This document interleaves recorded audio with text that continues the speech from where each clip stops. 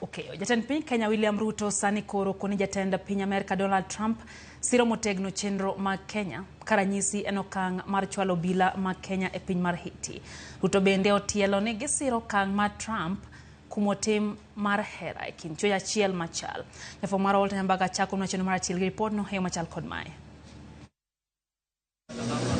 Kaka yoro nyiso chung' mar ewi keny mar nyiri gi nyiri e kod chwo kuom chwo mosebedo mbaka e kind pinje.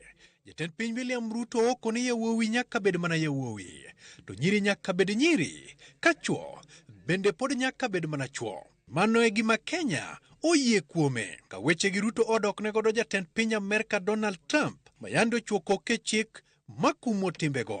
As a leading democracy, that the policy direction of the United States supports what we believe in, that boys must remain boys, and men must remain men, and women must remain women, and girls must remain girls. The very first news from the United States in the new administration is to confirm what the Bible says and what our tradition, family, is grounded on.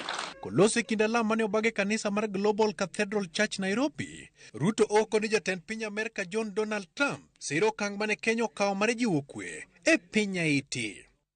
I was requested by the President of the United States last year to provide Kenya's security diplomacy, and I'm very proud that even President Trump, with the new administration, supports Kenya's mission. Ruto bende okoni uchumi ma Kenya ka dongo sipidi kendo nengo mwandu dok chien kaka yor fungo ngima ne oganda. Just yesterday, we got good news about what God is doing in healing our economy. We have seen the inflation numbers come down, interest rates come down, exchange rates come down. Walter Nyambaga, RamogiTV.